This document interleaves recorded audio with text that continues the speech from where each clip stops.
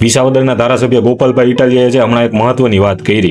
ધારાસભ્યો છે એ આખા વર્ષનો પગાર લે છે, તો વિધાનસભાનું જે સત્ર છે એ 3 જ દિવસનું કેમ? એટલે આ વિશે છે જનતાએ વિચારવાની જરૂર છે. આખા વર્ષનો પગાર લેતા જે ધારાસભ્યો છે એ છે વિધાનસભાનું સત્ર છે એ 3 જ દિવસનું કેમ રાખવામાં આવે છે? 3 દિવસમાં શું ગુજરાતની 182 સીટ છે એના તમામ પ્રશ્નો સોલ્વ થઈ જાય છે? પ્રશ્નોની છે વાત કરતા જ છે 3 દિવસ થઈ જાય. 182 જે વિધાનસભાઓ છે એના પ્રશ્નો છે 3 દિવસમાં આ લોકો છે એ કેવી રીતે સાંભળી લેતા છે એનું સોલ્યુશન કરી નાખતા છે? એ તો એક જાદુઈ વિષય છે. એટલે ગુજરાતની જનતાએ ખાસ જાગવાની જરૂર છે કે માત્ર 3 જ દિવસનું સત્ર રાખી અને પબ્લિકને જે બનાવવામાં આવી રહી છે, ખાલી જે સત્ર છે નામનું જે કરવામાં આવી રહ્યું છે, 3 દિવસમાં છે આખા ગુજરાતના તમામ પ્રશ્નો છે આ લોકો કેવી રીતે આવરી લે ને એ પણ એક શંકાનો સવાલ છે. એટલે જી ગોપાલભાઈ ઇટાલિયા જેવા ધારાસભ્યો જાગેલા છે એ તો આ મુદ્દે સવાલ ઉપાડે જ છે. સાથે જે જનતાએ એવો સવાલ ઉપાડવો જોશે કે આ જે વિધાનસભાના સત્રો છે એ તમામ સત્રો લાઈવ થવા જોઈએ અને માત્ર 3 દિવસના નહીં, હું તો કહું છું 1 મહિનાનું 15-20 દિવસનું છે મિનિમમ સત્ર થવું જોઈએ, જેથી જનતાને ખબર પડે કે કયો ધારાસભ્ય છે એના કેટલા પ્રશ્નો ઉપાડે છે